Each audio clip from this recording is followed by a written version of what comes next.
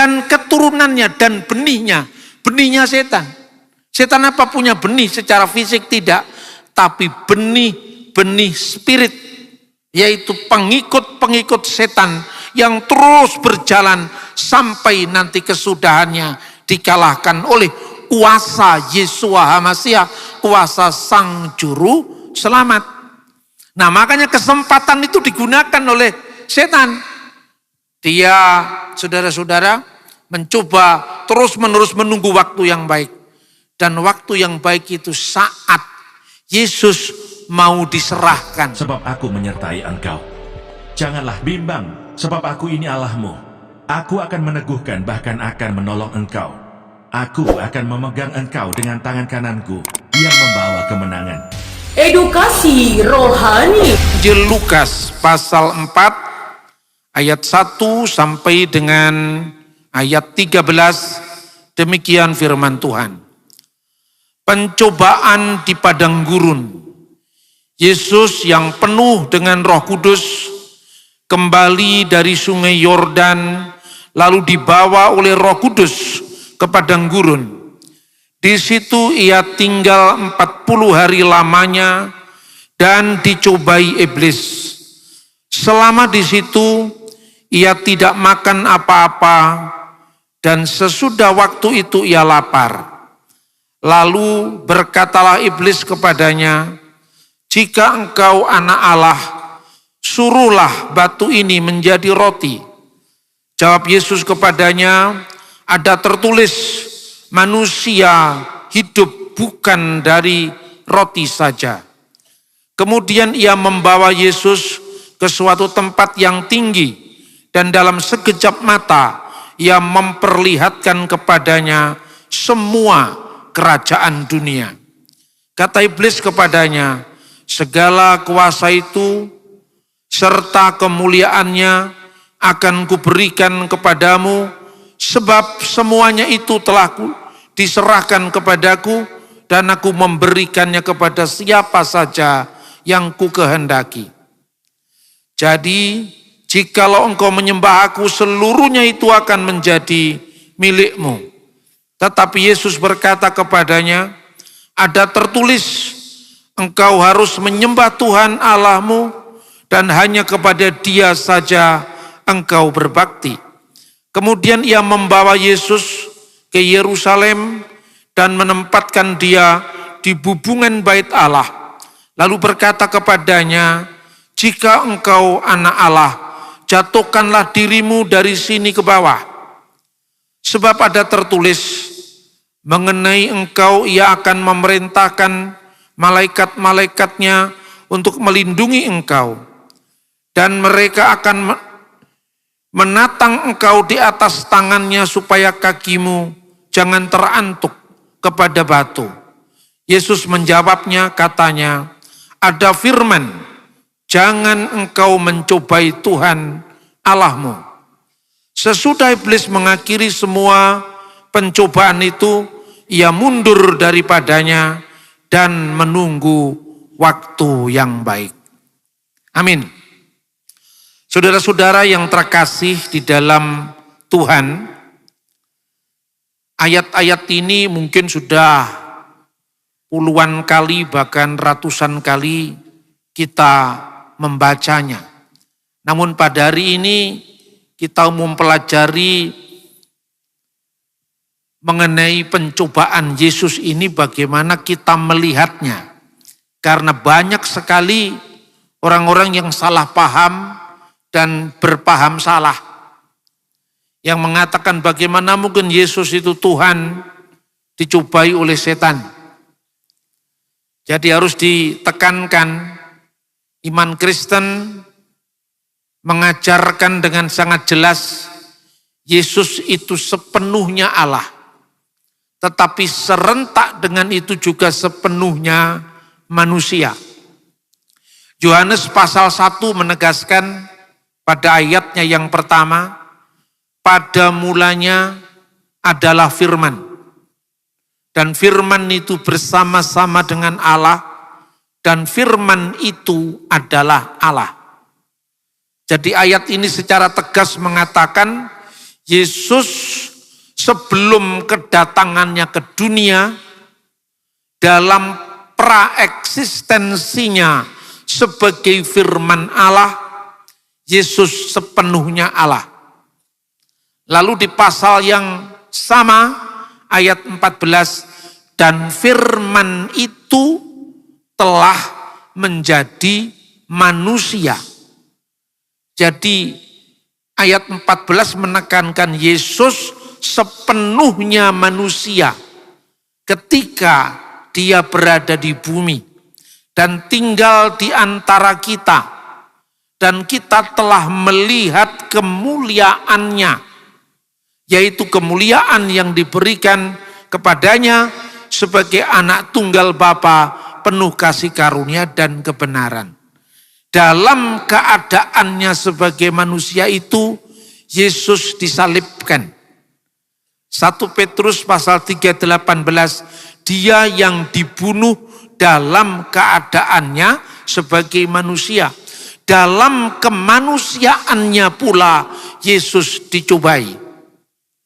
Nah, saudara-saudara, membaca pencobaan Yesus oleh iblis selama 40 hari, dia puasa dan kemudian iblis mencobai dia. Yang menarik saudara-saudara, pada ayat-ayat yang kita baca ini seperti terjadinya perang ayat. Jadi jangan lupa, setan itu juga rajin membaca kitab suci. Terbukti apa? Setan juga mengutip ayat Alkitab. Jadi saat pertama kita membaca dalam Lukas pasal 4 ayat 4, di mana Yesus mengutip kitab Ulangan pasal 8 ayat 3. Karena di situ Yesus menegaskan bahwa ada tertulis manusia hidup bukan dari roti saja. Ini kutipan dari Ulangan pasal 8 ayat 3. Lalu jawab Yesus kepadanya, ada tertulis manusia hidup bukan dari roti. Lalu tidak putus asa, iblis membawa Yesus ke suatu tempat yang tinggi. Dan dalam sekejap ia memperlihatkan kepadanya semua kerajaan di dunia. Apa kata iblis? Segala kuasa itu serta kemuliaannya akan kuberikan kepadamu. Ingat, kuberikan kepadamu, sebab semuanya itu telah diserahkan kepadaku. Iblis bukan pemilik dunia ini. Iblis bukan pemilik harta kita, aset kita, bahkan dunia seisinya. Itu iblis sendiri mengakui telah diserahkan kepadaku. Pemilik segala sesuatu itu adalah Tuhan, Allah sendiri. Tetapi untuk sementara waktu, dunia dengan segala isinya ini dikuasakan. Seolah-olah iblis punya kuasa untuk sementara agar dia bisa mencobai manusia. Kita teringat kisahnya Ayub, saudara-saudara. Ketika Tuhan digambarkan dalam kitab Ayub itu dihadap oleh para anak-anak Allah, para malaikat maksudnya, dan hadir pula di sana iblis. Lalu Tuhan menunjukkan betapa salehnya hamba Ayub itu, hambaku Ayub itu. Tapi iblis mengatakan, ya mesti saja, karena dia engkau berkati dengan segala kelimpahan hartanya, dengan segala yang dimilikinya. Coba kalau dia miskin. Lalu Tuhan memberikan kuasa kepada setan. Dalam Ayub 1 ayat 12, di sana disebutkan, maka firman Tuhan kepada iblis, nah segala yang dipunyainya ada dalam kuasamu, hanya janganlah engkau mengulurkan tanganmu terhadap dirinya. Berarti Tuhan memberikan kepada iblis kesempatan untuk mencobai Ayub. Jadi iblis itu tidak maha kuasa. Iblis itu punya keterbatasan. Dia bukan pemilik. Nah, ketika dia mencobai Adam dan Hawa, dia berhasil. Adam oleh perintah Tuhan tidak boleh menyentuh buah yang ada di taman itu. Tetapi iblis mengatakan tidak. Kalau kamu memakannya, kamu akan seperti Allah. Ada ambisi manusia untuk melampaui dirinya sendiri seperti Allah. Dan akhirnya Adam dan Hawa jatuh ke dalam dosa. Kali ini dia mau mengulangi dengan Adam yang kedua. Karena Yesus dalam surat Roma disebut Adam yang kedua. Dia menjanjikan kepada Yesus setelah dia mengatakan suruh mengubah batu menjadi roti. Karena apa? Dia membayangkan Mesias itu adalah pembuat keajaiban. Yesus bisa membuat itu, tetapi dia tidak ingin menuruti setan. Karena sekalipun Yesus berkuasa membuat itu, kalau yang menyuruh setan, berarti dia tunduk di bawah otoritas setan. Lalu iblis mencoba untuk memalsukan fakta bahwa segala sesuatu itu akan kuberikan kepadamu. Namun dia jujur mengatakan, sebab semuanya telah diserahkan kepadaku dan aku memberikannya kepada siapa saja yang ku kehendaki. Asalkan engkau menyembah aku. Nah, ini di luar wewenangnya. Memang saudara-saudara, setan itu kan suka memutar balikkan fakta. Jadi saudara-saudara kalau lihat rumah yang lama nggak dihuni, ya kan, tiba-tiba di situ ada penumpang gelap di situ. Lalu mulai rumah itu katanya orang-orang banyak disebut rumah angker. Lalu suatu saat rumah itu sudah dibeli oleh pembeli yang membelinya dengan harga mahal tentunya. Lalu karena lama nggak dihuni, ini cerita-cerita awam yang sering muncul. Lalu muncul sosok kuasa gelap di situ.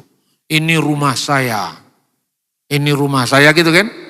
Padahal kapan setan membeli rumah itu? Iya kan? Pernah suatu saat teman saya, waktu saya masih mahasiswa, hobinya itu aneh, membeli rumah angker. Kenapa membeli rumah angker? Karena harganya murah. Karena tidak ada orang yang berani beli rumah itu. Dia ngajak sama saya, ayo mas kita bisnis rumah angker. Nanti habis itu kita buat persekutuan doa. Kalau setannya sudah pergi, rumahnya aman, kita jual dengan harga yang wajar. Ini kesempatan bisnis yang bagus.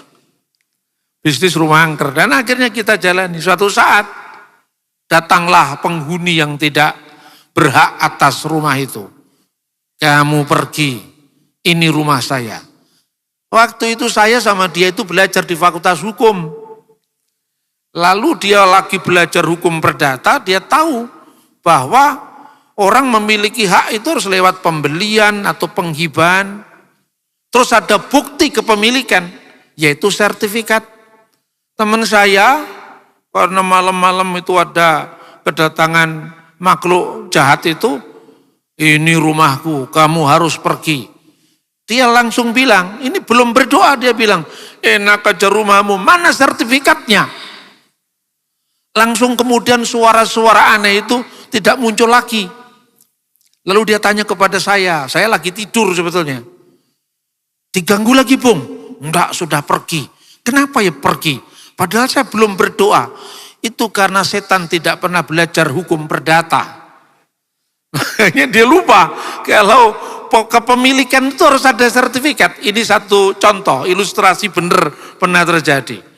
Jadi kita jangan tunduk pada kuasa gelap.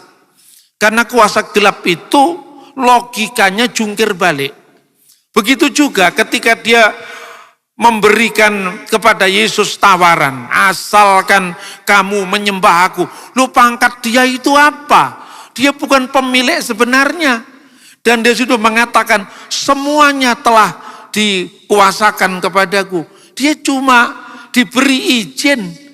Kok dia bisa mengatakan kepada pemilik yang sah, yaitu firman Allah yang adalah Allah yang turun ke dunia. Ini pemilik sebenarnya. Ini memutarbalikkan fakta. Tapi apa kata Yesus? Tapi Yesus berkata kepadanya, ada tertulis, engkau harus menyembah Tuhan Allahmu, hanya kepada Dia saja engkau berbakti. Sekali lagi, Yesus juga mengutip ayat di sini. Kitab Ulangan yang dia kutip, ya.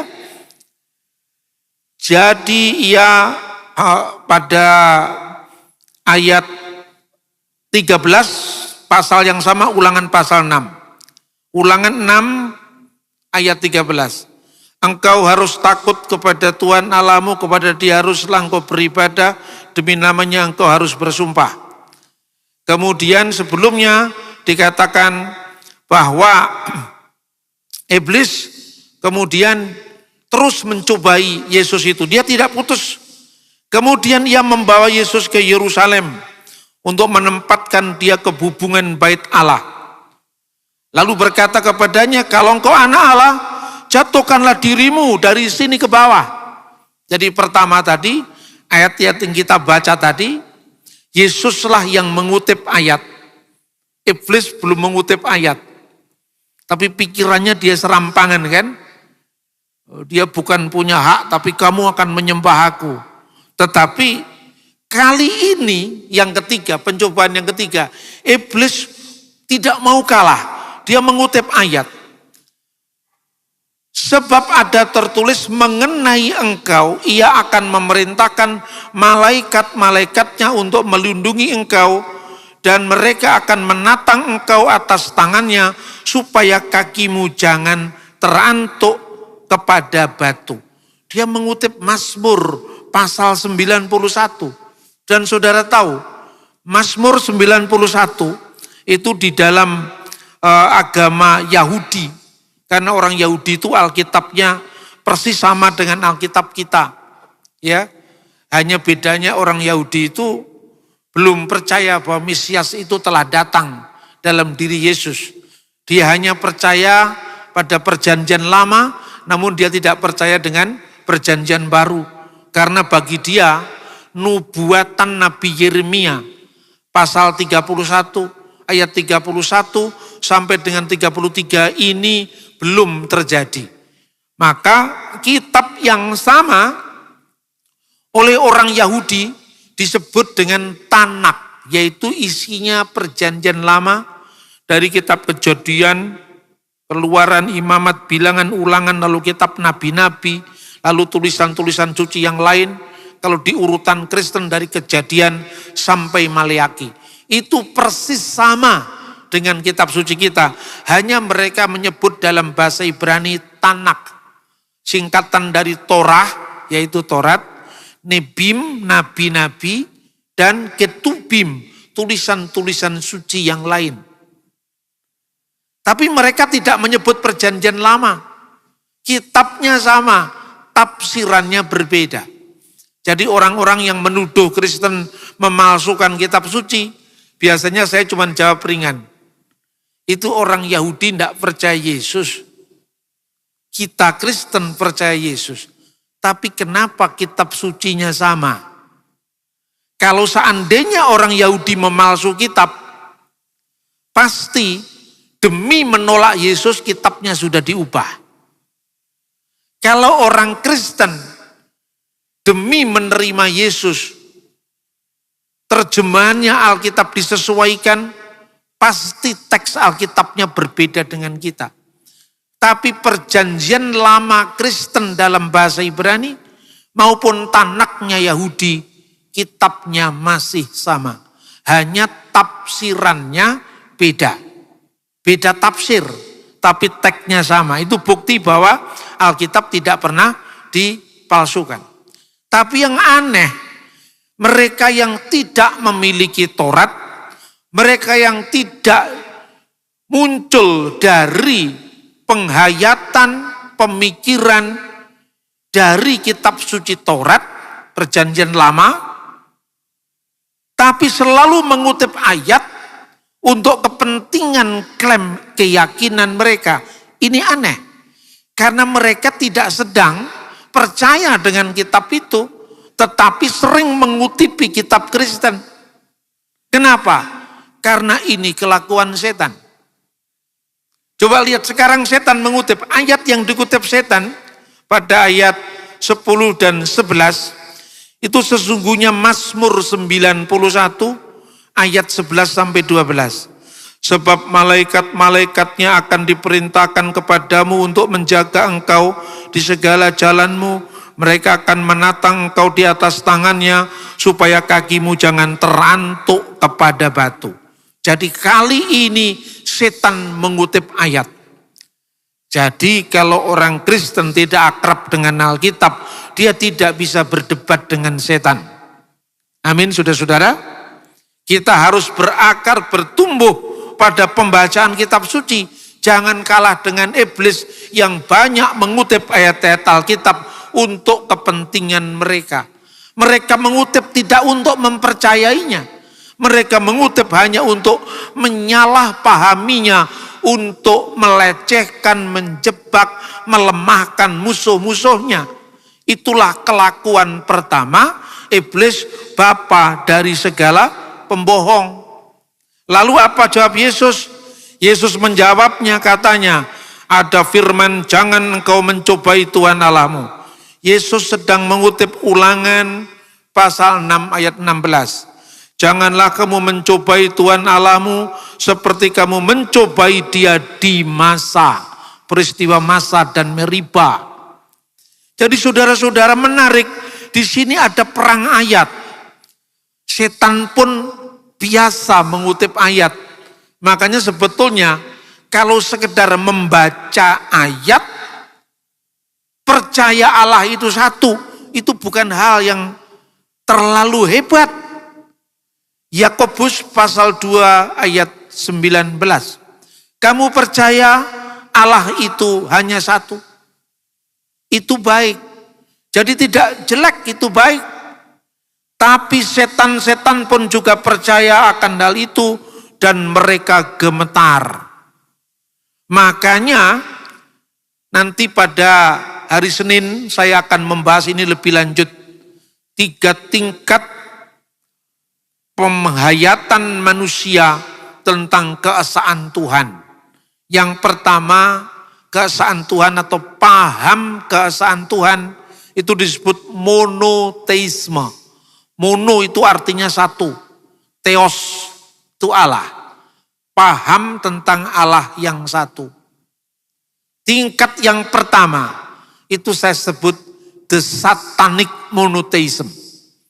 Jadi kalau sekedar percaya Allah itu satu, menggembar-gembornya kemana-mana Allah itu satu. ISIS juga bisa. Setan aja bisa. Benderanya ISIS yang warna hitam. Saya tidak mengatakan semua saudara muslim sama. Karena orang NU warnanya hijau, ini warnanya hitam. Ya kan? Itu tertulis la ilaha illallah, tidak ada ilah selain Allah. Tapi kalau sekedar itu kan cuma bahasa. Di Alkitab bahasa Arab juga ada istilah la ilaha illallah. 1 Korintus pasal 8 ayat 4. Ya. Risalatu bulus rasulil awal ila ahli Korintus. Pasal 8 ayat 4. Wa alla ilaha illallahul ahad. Dan tidak ada ilah lain kecuali Allah yang esa. Kalau sekedar ini, iblis saja bisa. Ini monoteisme tingkat paling rendah. Makanya monoteisme yang sekedar tahu tapi tidak menjalani. Monoteisme yang sekedar bisa mengutip ayat tetapi tidak menjiwai ayat ini dan tidak melakukan ayat-ayat firman Tuhan, itu monoteisme tingkat bilangan. Hanya bisa menghitung 1, 2, 3. Itu iblis bisa. Tapi ditingkatkan menjadi monoteisme, yaitu monoteisme etis Abraham. The Abrahamic monotheism. Monoteisme Abraham itu apa? Abraham itu dipanggil berbuat karena apa yang diimani. Pergilah dari negerimu, dari rumah bapamu, di dalam Kejadian pasal 12 ayat 1. Ke suatu tempat yang akan kutunjukkan kepadamu. Abraham belum tahu tapi masih akan diberikan. Tapi Abraham tidak pernah menyanyikan alamat palsu. Karena dia yakin bahwa alamat yang diberikan Tuhan pasti asli. Karena Tuhan tidak mungkin memberikan kepada kita sebuah rancangan kecelakaan, tapi rancangan damai sejahtera. Amin. Nah, saudara-saudara, yang kedua ini, Abraham belum tahu. Dia diikat oleh kesetiaan Allah yang tidak kelihatan, namun dia berangkat karena imannya. Maka Abraham disebut sebagai Abhama Aminim, bapak orang-orang beriman. Monoteisme tingkat kedua ini disebutkan oleh Rasul Paulus di dalam Roma pasal 16 ayat 25, 24, 25, 26. Di sana dikatakan rahasia yang didiamkan berabad-abad lamanya, tapi sekarang sudah diungkapkan dengan kedatangan Yesus. Itulah monoteisme yang menyingkapkan keesaan Allah yang tak terpahami menjadi terpahami di dalam diri Yesus Kristus yang menyatakan diri sebagai putra Allah, dan Allah yang diberitakan Yesus adalah Bapa, Putra, dan Roh Kudus, yaitu Allah yang esa. Inilah monoteisme tingkat tertinggi, monoteisme penyingkapan rahasia Allah. Nah, saudara-saudara, karena itu tipu daya setan ini tidak berhenti. Setan bisa menipu. Dia percaya keesaan Tuhan. Jadi Anda bisa bayangkan, orang Yahudi kalau membaca Shema Yisrael, Adonai Eloheinu, Adonai Echad. Dengarkanlah wahai Israel, Tuhan itu Elohim kita, Tuhan itu esa. Itu bayangkan saudara-saudara, setan-setan yang nongkrong di pohon jambu, pohon rambutan, lebih banyak dia nongkrong di pohon durian. Itu pasti dia mengatakan, walah mas cuman gitu aja. Sejak dulu saya sudah tahu. Karena ada teksnya, ayatnya. Setan-setan pun tahu itu dan gemetar karena itu. Jangan tertipu. Monoteisme iman kepada Allah harus dilihat dari buahnya, yaitu buah-buah roh. Makanya beriman kepada Allah yang esa, taat seperti taatnya Abraham. Berbuat sesuai dengan firman-Nya dan melakukan perbuatan-perbuatan yang tidak dilakukan oleh setan. ISIS suka membunuh, menghancurkan umat manusia. Itu kelakuan siapa kalau bukan kelakuan setan? Maka gereja terus-menerus dan senantiasa mengembangkan iman kepada Allah yang benar, dalam penyembahan yang benar, dan menghasilkan perilaku hidup yang benar. Saudara-saudara yang terkasih dalam Tuhan, ayat 13, sesudah iblis mengakhiri semua pencobaan itu, ia mundur daripadanya dan menunggu waktu yang baik. Jadi setan pun itu sabar. Modal utamanya setan itu cuma sabar. Jadi kalau orang manusia kalah dengan setan dalam hal kesabaran, maka kita akan kalah. Maka orang Yahudi, bangsa Israel, itu melatih kepada generasi muda komitmen ini dalam Ulangan pasal 6 ayat 4 sampai dengan ayat 9. Bagaimana teks Shema Yisrael, dengarkanlah Israel, itu harus diulang-ulang ketika mereka dalam perjalanan, ketika mereka terjaga dari tidur mereka, menjelang tidur ditempelkan di pintu-pintu gerbang mereka. Terjadi sampai hari ini, setiap hotel atau pintu rumah orang Israel ada benda yang disebut mesusa, isinya Sema Yisrael. Harus diulang-ulang, tapi tidak berhenti pada Sema, mengakui bahwa Allah itu esa, mengakui bahwa hanya ada satu-satunya Tuhan, tidak. Tapi berbuat seperti Abraham.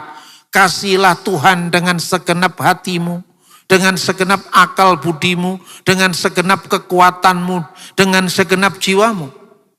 Karena Tuhan tidak kelihatan. Yohanes pasal 1 ayat 18, tidak seorang pun pernah melihat Allah. Bapa surgawi dalam kekudusannya bertakhta di atas terang yang tak terhampiri, tidak bisa kita lihat, tidak bisa kita foto, tidak bisa kita gambar. Makanya gambarnya Allah Bapa tidak ada. Tetapi melalui anaknya yang tunggal, yang ada di pangkuan Bapa, dialah yang menyatakannya. Bapa itu bertakhta di atas terang yang tak terhampiri, menjadi terhampiri karena Kristus itu terang dunia. Jadi seperti matahari yang tidak bisa kita lihat apabila tidak ada sinarnya, begitu juga Sang Bapa surgawi yang maha kekal itu bisa kita alami melalui kedatangan Yesus Kristus, terang dunia itu. Terang yang memancar dari sumber terang. Dan Allah yang satu, yang sama itu, Allah yang bisa kita rasakan kehadirannya lewat Roh Kudusnya. Seperti matahari bisa kita rasakan dari panasnya. Kita lihat dari sinarnya. Sinar dan panas matahari itu menyatakan pada matahari itu sendiri. Begitu juga lewat Putra Allah, Firman yang menjadi manusia, dan lewat Roh Kudusnya kita bisa melihat dan mengalami hadirat ilahi, hadirat Allah dalam kehidupan iman kita. Amin, saudara-saudara. Lalu yang terakhir, menunggu waktu yang baik. Kira-kira setan itu sudah berabad-abad menunggu waktu yang baik. Dia telah berhasil mencobai Adam, dan Adam jatuh ke dalam dosa. Setelah Adam jatuh ke dalam dosa, kita bisa membaca firman Tuhan dari Kejadian pasal 3 ayat 15. Apa yang tercatat di sana bahwa Tuhan akan mengadakan permusuhan antara engkau dan perempuan. Perempuan itu maksudnya Hawa di situ. Bahwa keturunan perempuan ini akan meremukkan kepala ular, setan. Namun ular akan meremukkan tumitnya. Saudara-saudara, kata yang diterjemahkan tumit itu akeb. Dan akeb itu seakar dengan kata yang membentuk nama Yaakov, yaitu Yakub. Siapa yang bergelar dengan Israel adalah Yakub. Namanya diganti dengan Israel. Makanya saya selalu mengatakan kepada anak-anak muda Kristen, gara-gara konflik Israel dengan Hamas, jangan terpengaruh dengan media sosial yang memplesetkan kata Israel dengan Israel. Ini bukan guyonan. Anda sedang menghujat apa yang dikatakan firman Tuhan. Mulai hari ini namamu tidak lagi Yakub, tapi Israel. Jadi Israel itu nama yang diberikan Tuhan. Jangan diplesetkan jadi Israel. Ini bukan guyonan. Ini penghujatan secara tidak langsung kita lakukan. Nah saudara-saudara, karena akeb ini merujuk kepada nama Yakub, maka orang Yahudi menafsirkan teks ini pergulatan Israel melawan kuasa jahat. Katanya di dalam Targum Yerusalem. Targum itu adalah the Aramaic commentary of the New Testament kalau bahasa kita, dalam bahasa Aram. Setiap kali orang-orang Israel mematuhi Taurat, maka dia berhasil untuk memukul setan, kepala setan.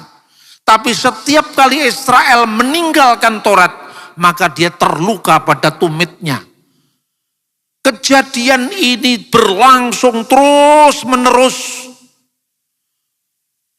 Peperangan abadi antara Yetzer Hatov, kehendak baik dalam diri Israel, dan Yetzer Hara, kehendak jahat dalam Israel, akan terus-menerus. Kalau Israel taat kepada Taurat, Israel menang.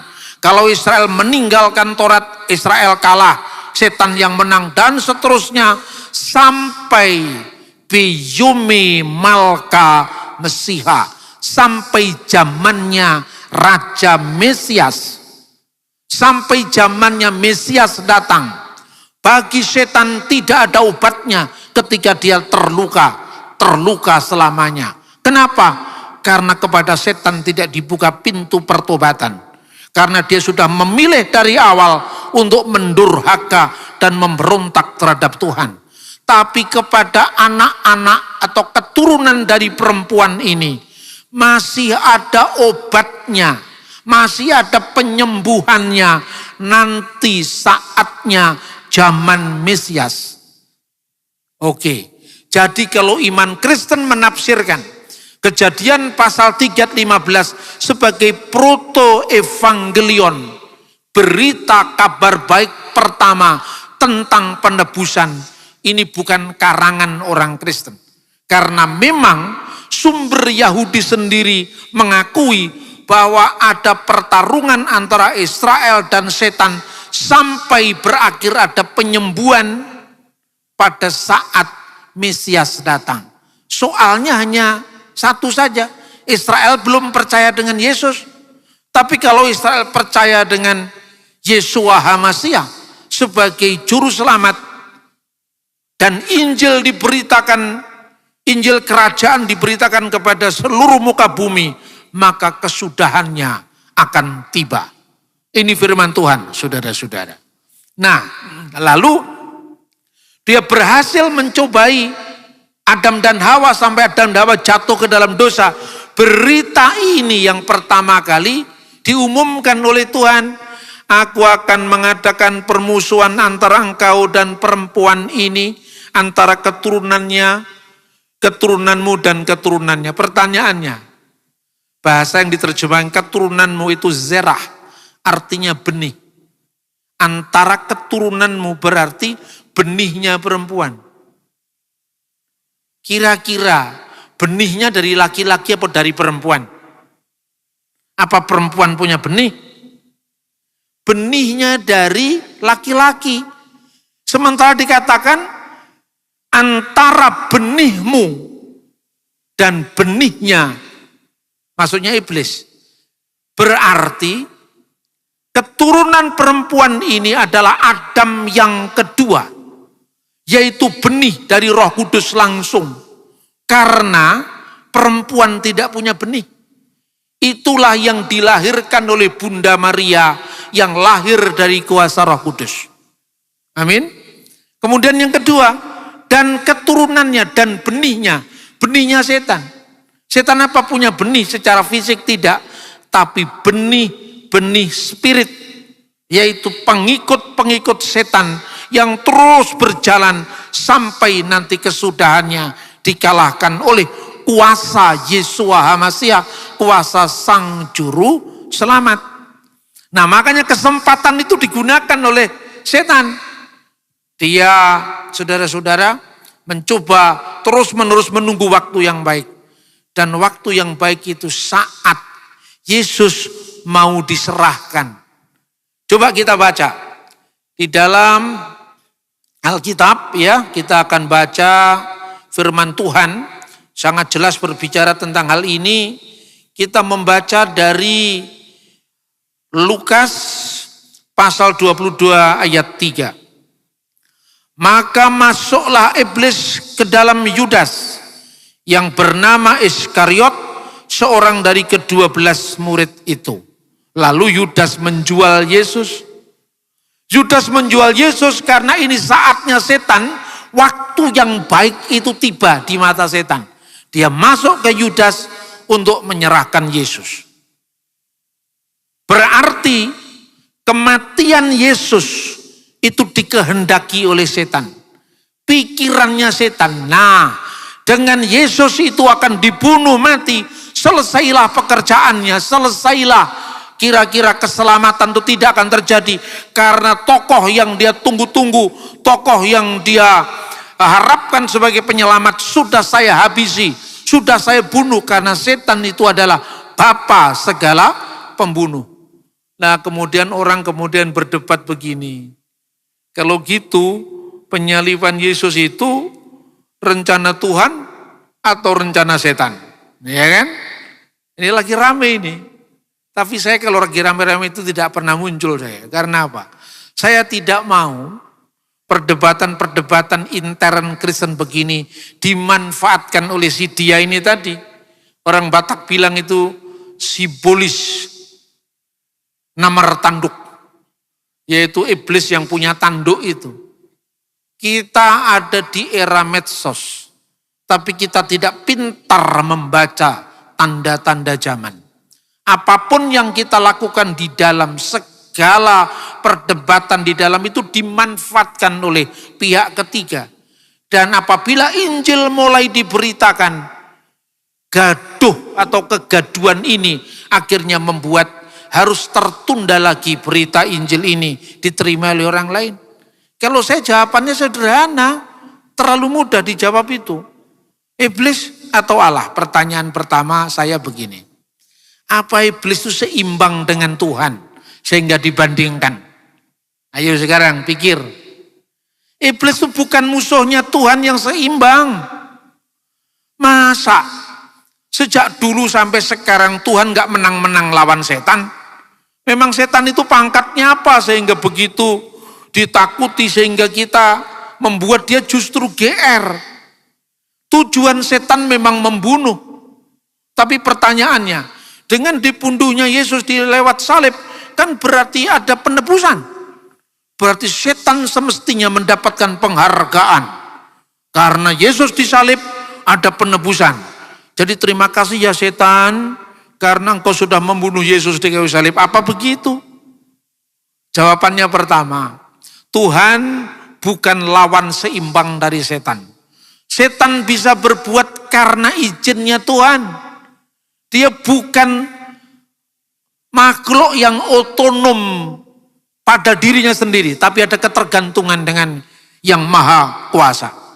Yang kedua, ya, kita bisa lihat, setan tujuannya membunuh.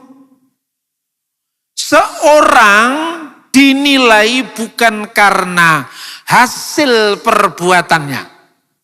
Seorang dinilai karena motivasi atau niat perbuatannya. Kalau di persidangan pidana, ya, seorang itu dinyatakan jahat, memenuhi unsur-unsur pidana karena ada unsur mens rea. Mens rea itu niat jahat dalam dirinya. Motivasinya apa? Misalnya, barang siapa dengan sengaja merampas nyawa orang lain. KUHP pasal 338. Apa menrianya? Merampas nyawa orang lain. Pembunuhan sebagai tujuan. Tetapi kalau orang punya sakit, misalnya darah tinggi, kemudian sesama teman, dia bertengkar, saling emosi, kemudian dipukul. Pukulannya sebetulnya pukulan ringan, tapi karena kaget, temannya ini meninggal, itu kematian bukan tujuan. Tapi ini penganiayaan ringan yang menyebabkan kematian. Itu hukumannya beda.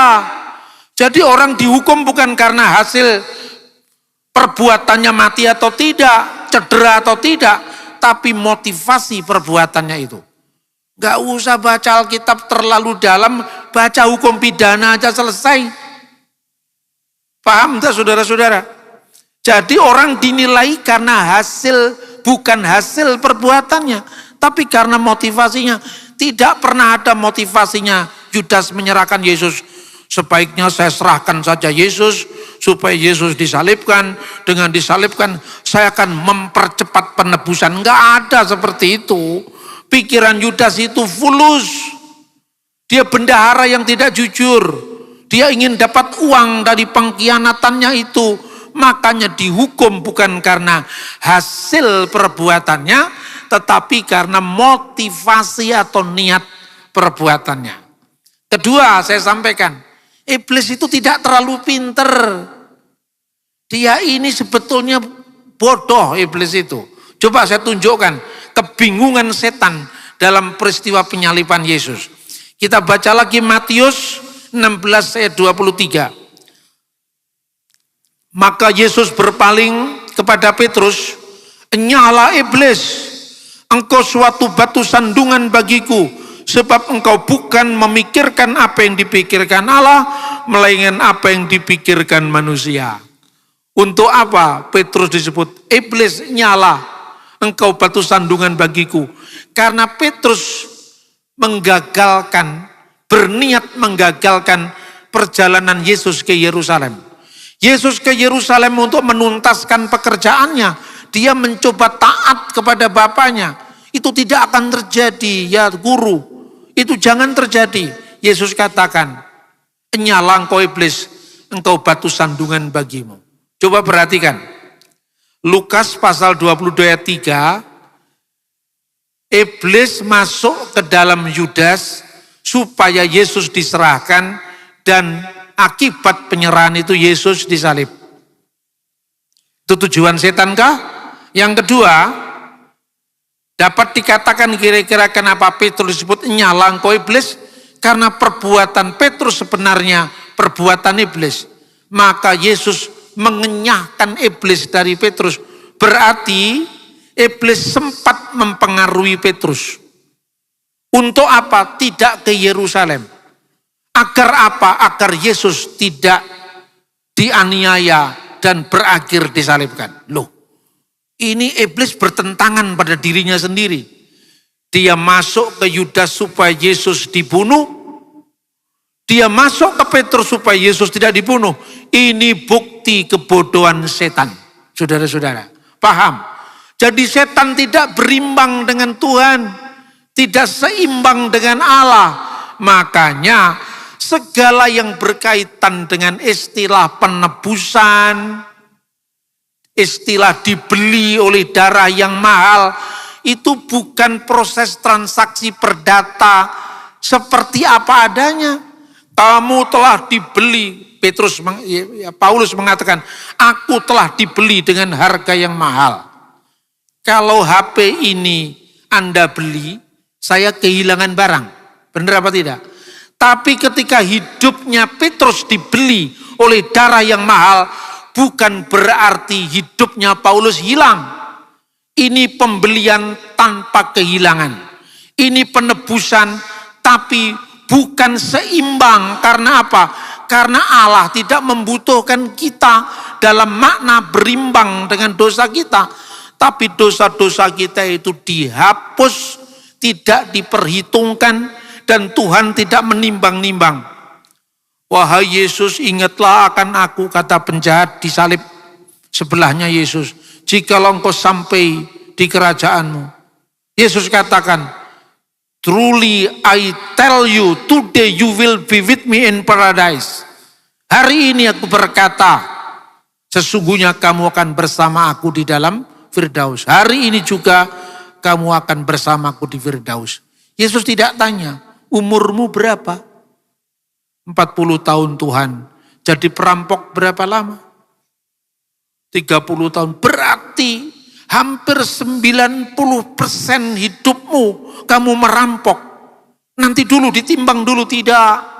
Yesus tidak melakukan hitung-hitungan seperti orang nebus barang atau membeli barang. Jadi menebus, membeli dalam konteks perjanjian baru tidak bisa dilihat dari konteks hukum perdata. Tetapi itu lingkaran kasih kekal yang Tuhan berikan tanpa menuntut balas dari kita. Amin.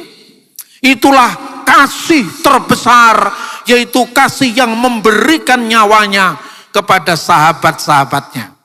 Ayat terakhir kita bisa membaca, apa yang kita rancangkan sebagai kecelakaan, Tuhan mengubahnya menjadi keselamatan dan damai sejahtera. Kejadian 50 ayat 20. Memang kamu telah mereka-rekakan apa yang jahat terhadap aku. Ini kata Yusuf. Tetapi Allah telah mereka-rekakannya untuk kebaikan dengan maksud melakukan seperti yang terjadi sekarang ini, yakni memelihara hidup suatu bangsa yang besar. Untuk apa saudara-saudara Yakub, saudara-saudara Yusuf memasukkan Yusuf ini ke sumur? Untuk mencelakai dia, untuk menginginkan kematiannya. Tetapi Tuhan selamatkan dia lewat orang Ismail, yang sampai akhirnya dia dijual ke tanah Mesir sebagai budak.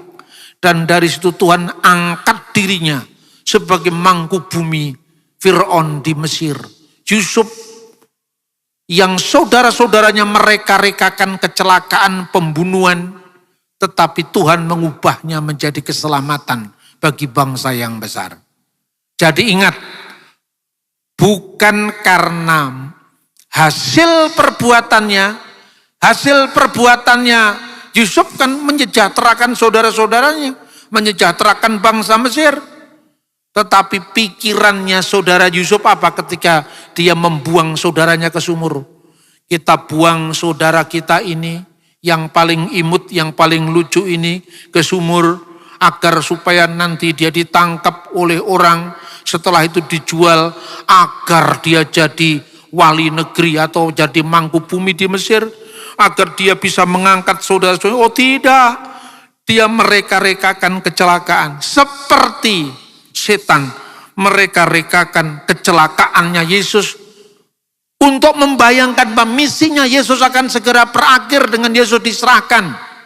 Tapi ternyata Yesus bangkit dari antara orang mati, dan itu membuat iblis bingung juga.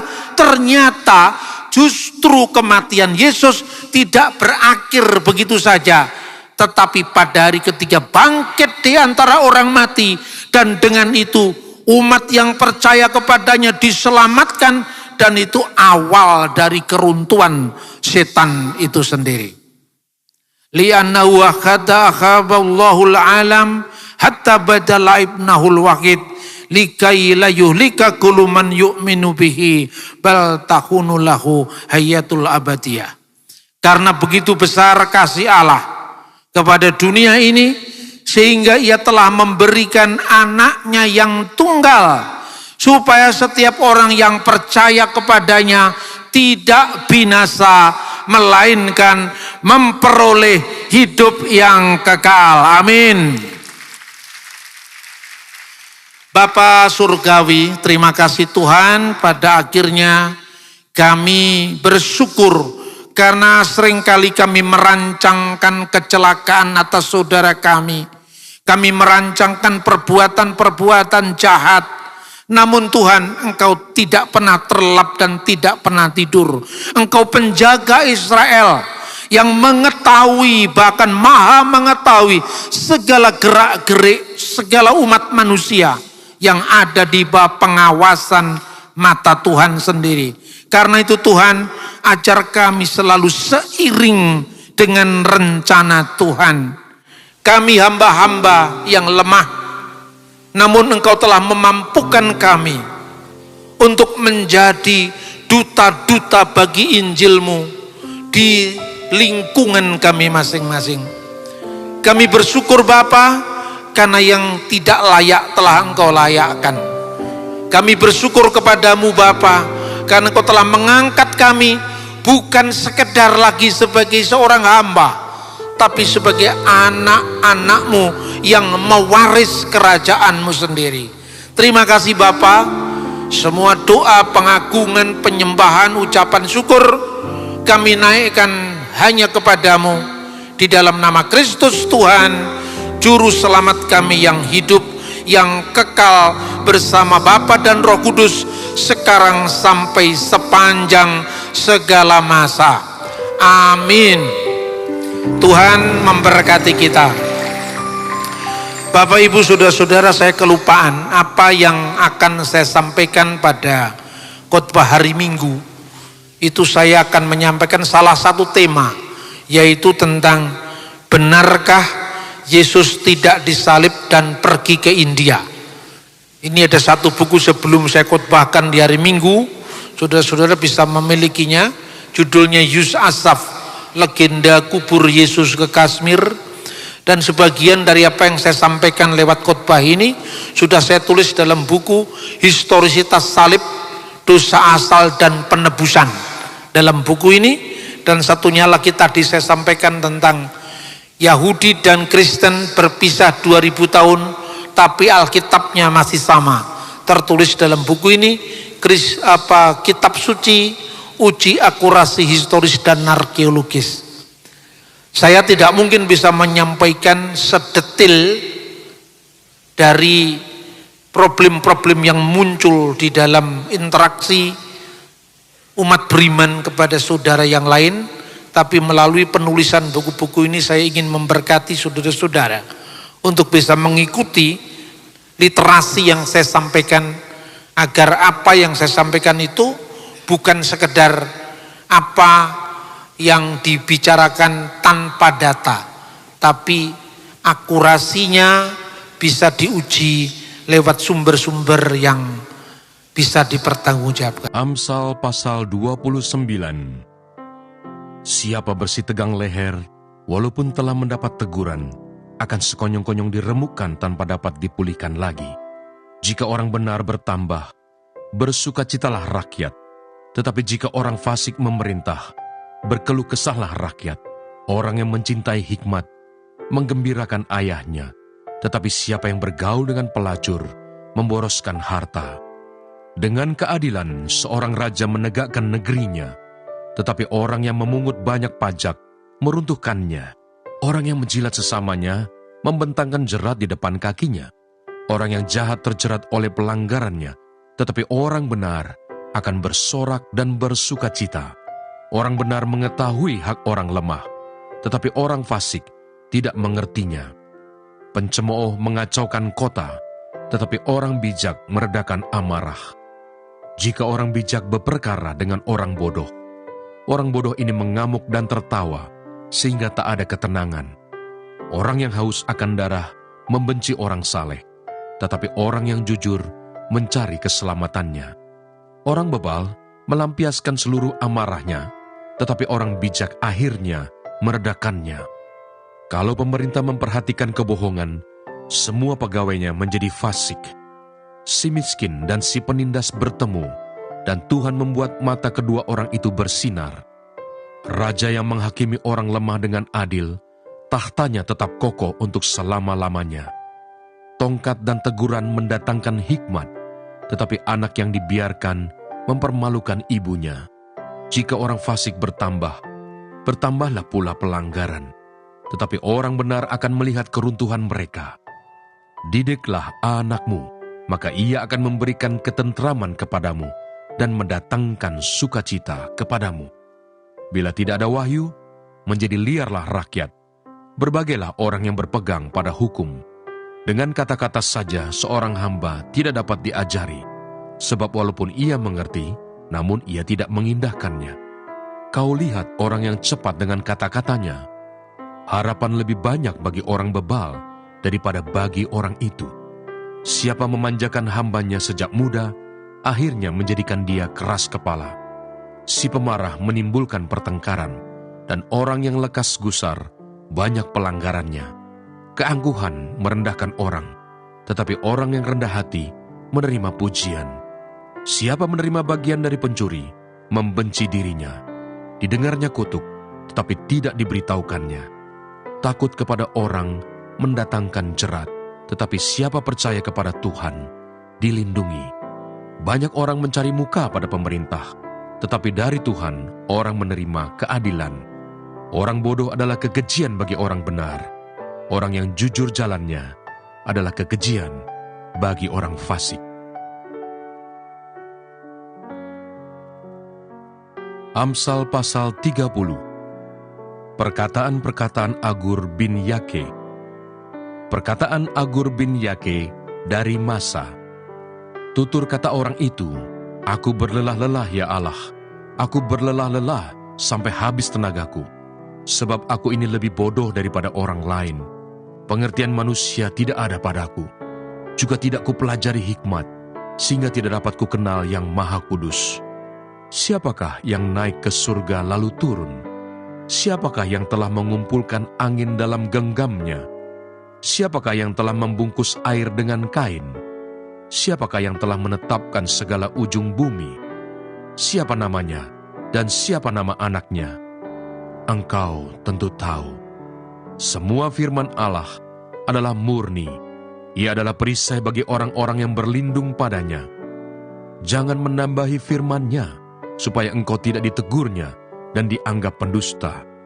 2 hal aku mohon kepadamu, jangan itu kau tolak sebelum aku mati, yakni, jauhkanlah daripadaku kecurangan dan kebohongan. Jangan berikan kepadaku kemiskinan atau kekayaan. Biarkanlah aku menikmati makanan yang menjadi bagianku, supaya kalau aku kenyang, aku tidak menyangkalmu dan berkata, siapa Tuhan itu? Atau kalau aku miskin, aku mencuri dan mencemarkan nama Allahku. Jangan mencerca seorang hamba pada tuannya, supaya jangan ia mengutuki engkau, dan engkau harus menanggung kesalahan itu. Ada keturunan yang mengutuki ayahnya, dan tidak memberkati ibunya. Ada keturunan yang menganggap dirinya tahir, tetapi belum dibasuh dari kotorannya sendiri. Ada keturunan yang berpandangan angkuh, yang terangkat kelopak matanya. Ada keturunan yang giginya adalah pedang, yang gigi geliginya adalah pisau, untuk memakan habis dari bumi orang-orang yang tertindas, orang-orang yang miskin di antara manusia. Si lintah mempunyai 2 anak perempuan, untukku dan untukku. Ada 3 hal yang tak akan kenyang. Ada 4 hal yang tak pernah berkata cukup. Dunia, orang mati, dan rahim yang mandul, dan bumi yang tidak pernah puas dengan air, dan api yang tidak pernah berkata cukup. Mata yang mengolok-olok ayah dan enggan mendengarkan ibu akan dipatuk gagak lembah dan dimakan anak Raja Wali. Ada 3 hal yang mengherankan aku, bahkan ada 4 hal yang tidak ku mengerti. Jalan Raja Wali di udara, jalan ular di atas cadas, jalan kapal di tengah-tengah laut, dan jalan seorang laki-laki dengan seorang gadis. Inilah jalan perempuan yang berzina. Ia makan, lalu menyeka mulutnya dan berkata, aku tidak berbuat jahat. Karena 3 hal bumi gemetar, bahkan karena 4 hal ia tidak dapat tahan. Karena seorang hamba, kalau ia menjadi raja. Karena seorang bebal, kalau ia kekenyangan makan. Karena seorang wanita yang tidak disukai orang, kalau ia mendapat suami. Dan karena seorang hamba perempuan, kalau ia mendesak kedudukan nyonyanya. Ada 4 binatang yang terkecil di bumi, tetapi yang sangat cekatan. Semut, bangsa yang tidak kuat, tetapi yang menyediakan makanannya di musim panas. Pelanduk, bangsa yang lemah, tetapi yang membuat rumahnya di bukit batu. Belalang, yang tidak mempunyai raja, namun semuanya berbaris dengan teratur. Cicak yang dapat kau tangkap dengan tangan, tetapi yang juga ada di istana-istana raja. Ada 3 binatang yang gagah langkahnya, bahkan 4 hal yang gagah jalannya, yakni singa yang terkuat di antara binatang, yang tidak mundur terhadap apapun, ayam jantan yang angkuh atau kambing jantan, dan seorang raja yang berjalan di depan rakyatnya. Bila engkau menyombongkan diri, tanpa atau dengan berpikir, tekapkanlah tangan pada mulut, sebab kalau susu ditekan, mentega dihasilkan, dan kalau hidung ditekan, darah keluar, dan kalau kemarahan ditekan, pertengkaran timbul. Sebab aku menyertai engkau. Janganlah bimbang, sebab aku ini Allahmu. Aku akan meneguhkan, bahkan akan menolong engkau. Aku akan memegang engkau dengan tangan kananku yang membawa kemenangan. Edukasi rohani.